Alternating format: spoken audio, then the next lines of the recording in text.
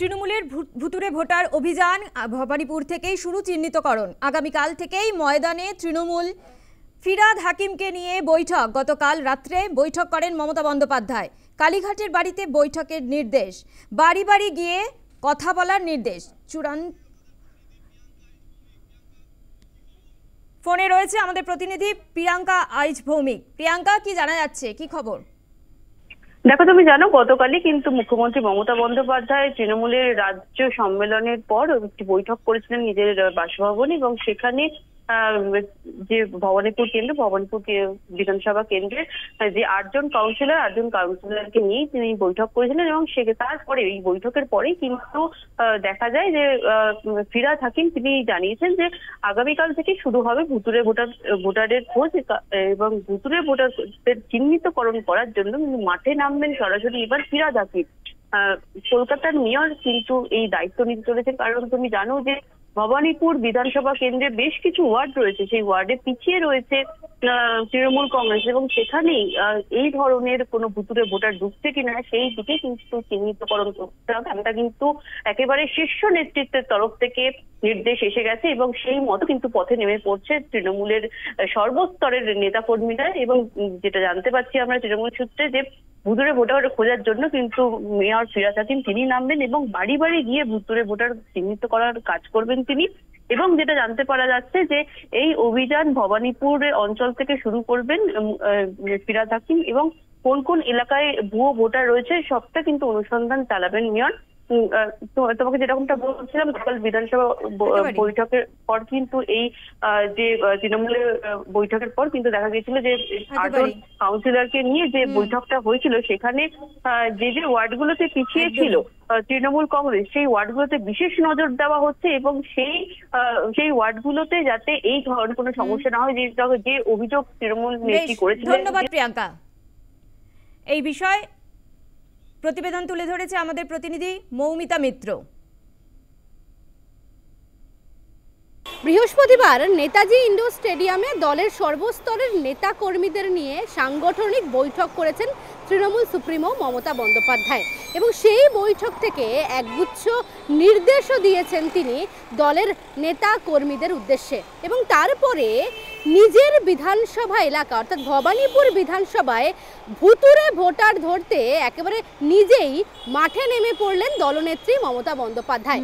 সূত্রের খবর, বৃহস্পতিবারই কালীঘাটের বাড়িতে মেয়র ফিরাদ হাকিম এবং তার পাশাপাশি ভবানীপুর বিধানসভা এলাকার 8জন কাউন্সিলরকে নিয়ে বৈঠক করেছেন মমতা বন্দ্যোপাধ্যায়, এবং সেই বৈঠকে মূলত নির্দেশ দেওয়া হয়েছে যে ভবানীপুর বিধানসভায় যে সমস্ত ভোটার তালিকা বা ভোটার যারা রয়েছেন সেই সমস্ত ভোটার তালিকা মিলিয়ে দেখতে হবে, ভোটার তালিকায় নতুন নাম সংযোজনের ক্ষেত্রে কোথায় কি সমস্যা হচ্ছে বা কতজন ভুতুরে ভোটার ধরা পড়লো, সেই সমস্ত বিষয়ে পুঙ্খানুপুঙ্খ রিপোর্ট দিতে বলা হয়েছে কাউন্সিলরদের। স্বাভাবিকভাবেই সাম্প্রতিককালে বেশ কয়েকটি জেলা থেকে যেভাবে ভুতুরে ভোটার সংক্রান্ত অভিযোগ সামনে আসছে, সেই জায়গায় মমতা বন্দ্যোপাধ্যায়ের নিজের বিধানসভা এলাকা ভবানীপুর এলাকায় যাতে এই ধরনের কোনো অভিযোগ আদৌ রয়েছে কিনা বা সেরকম অভিযোগের পরিপ্রেক্ষিতে কাউন্সিলরদের একেবারে তৎপর হওয়ার নির্দেশ দিয়েছেন তিনি। শুধুমাত্র ভোটার তালিকা খুঁটিয়ে দেখাই নয়, তার পাশাপাশি কাউন্সিলরদেরকে নির্দেশ দেওয়া হয়েছে যে 15ই মার্চের মধ্যে মেয়র ফিরাদ হাকিমকে রিপোর্ট দিতে হবে, এবং ফিরাদ হাকিম সেই রিপোর্ট পৌঁছে দেবেন দলনেত্রী মমতা বন্দ্যোপাধ্যায়ের কাছে।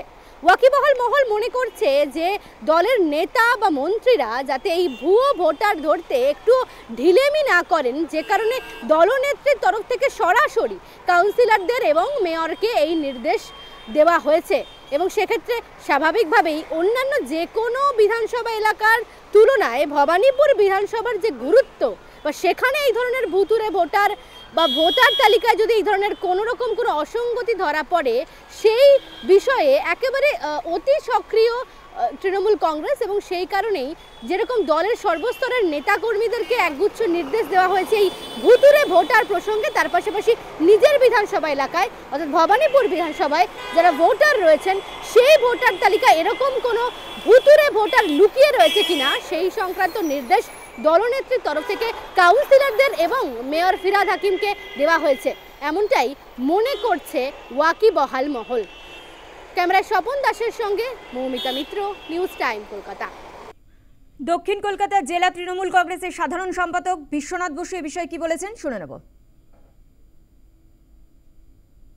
না, এখানে উন্নয়ন ব্যাপক হয়েছে, বাজে কথা বলে নেই।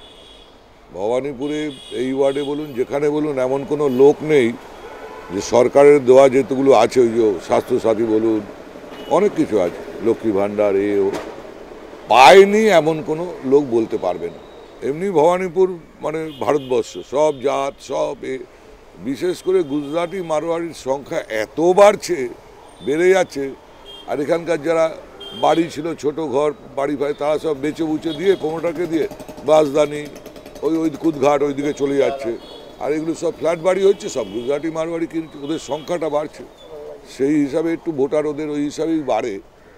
কিন্তু মমতা বন্দ্যোপাধ্যায় জেতা নিয়ে কোনো সংশয় নেই, মার্জিন নিয়ে সংশয় আছে। কাল থেকেই আমাদের লোক, দলের লোক বলুন, বলুন, কাল থেকেই আমরা কাজে নেমে পড়েছি ভোটার লিস্টের জন্য। কাল সকালবেলা মিটিং হয়েছে, দুটোয় শেষ হয়েছে, সন্ধ্যে 6টা থেকে আমাদের কাজ শুরু হয়ে গেছে। কোর কমিটিও হয়েছে, সেখানে আমরা জানাবো সব।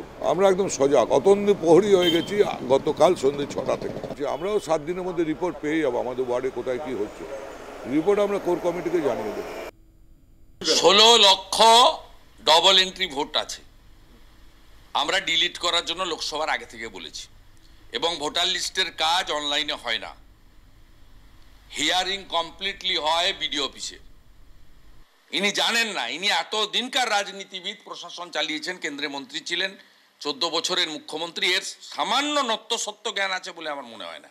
ঠিক এখানেও এই ব্যবসাটা আরম্ভ করে এর প্রধান টার্গেট হচ্ছে মতুয়া সম্প্রদায়, দ্বিতীয় টার্গেট হচ্ছে ব্যারাকপুর, আসানসোল, হাওড়াতে থাকা হিন্দিভাষী। বিভাজন করে এই 32-33% মুসলমান ভোটটাকে ঠিক রেখে বাকি গুন্ডামি করে, কিছু বুথ দখল করে, আর কিছু ভাতা মাতা দিয়ে, যেভাবেই হোক 43-44%, 45% ভোট নিয়ে 160-70টা সিট নেওয়ার পরিকল্পনা নিয়ে এগোচ্ছে। আমি বাংলার মানুষকে বলবো, আস্থা রাখুন, এবং নির্বাচন এমন সময় হবে যখন দেখবেন চোর ডাকাতরা কেউ বাইরে নেই।